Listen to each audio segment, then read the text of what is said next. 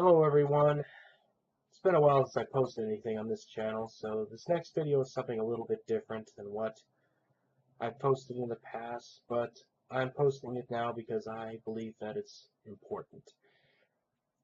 Now what's prompted this is last month I was diagnosed with type 2 diabetes. This happened after I had to be taken by ambulance to the hospital after collapsing and almost passing out at work.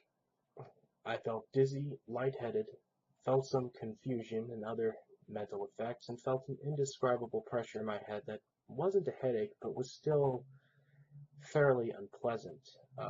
These were symptoms which I initially mistook for a stroke, which the paramedics were thankfully able to rule out once they've arrived. After I was loaded into the ambulance, they took a blood sugar reading and my blood sugar was 235. To put that in perspective, a normal fasting blood sugar reading should be between 70 to 100. So this was more than twice what a normal reading should be.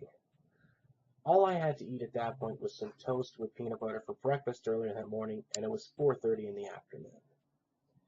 Years of bad habits, one of which being going for long periods of time without eating only to gorge myself later, combined with the strain of working 6-day work weeks, took a heavy toll on me.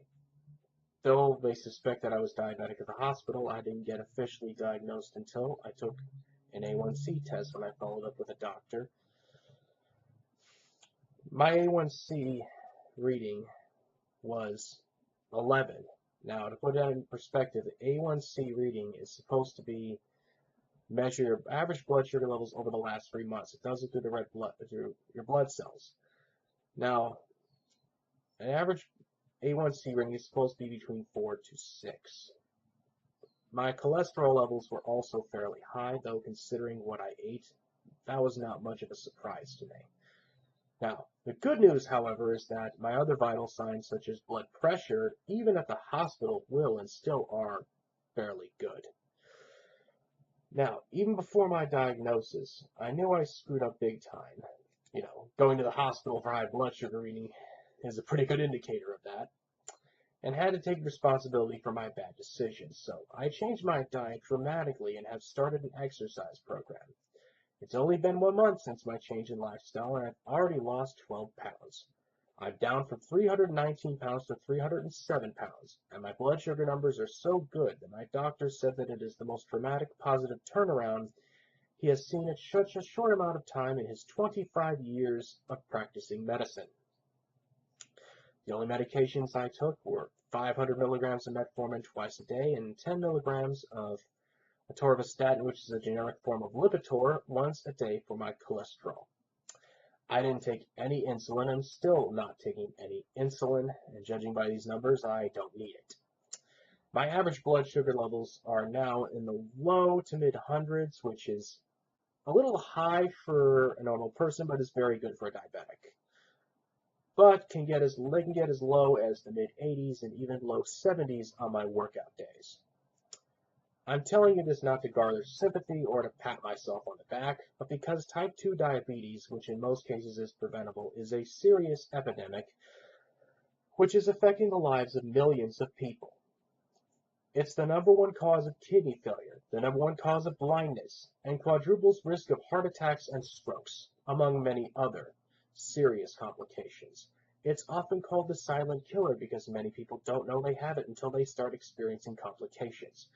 I had signs of diabetes for at least a few years, and still didn't know I had it at the time.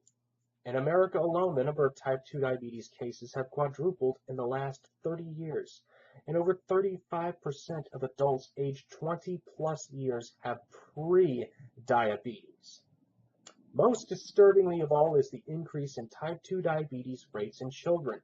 A study done between 2002 and 2012 confirmed a 4.8% increase in type 2 diabetes cases in children in those years alone. I have an uncle who has such a severe case of diabetes that he can no longer work and has been on disability for years. And my father has suffered for many years and died in 2012 of kidney failure. While my father's case of kidney failure was not was not caused by diabetes, but was caused by steroids he took to keep him alive when he had lupus in his 20s, I also know, as I've said before, that diabetes is the #1 cause of kidney failure. Simply put, my biggest motivation for changing my lifestyle was that I don't want to end up like my uncle, and especially don't want to end up like my father. I have many goals and dreams in life, and in order to meet them, I need my health. In many cases, type 2 diabetes cannot be completely cured, but reversed to the point where you no longer need medications to control your blood sugar levels. And that's my eventual goal. Frankly, I don't intend to simply manage my diabetes. I intend to kick its ass.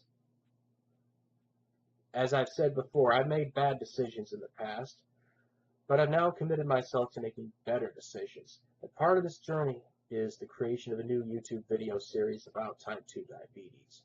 I hope that my struggles and my example can help others struggling with this disease, and perhaps to convince people at risk of getting this disease to take the steps necessary to prevent it.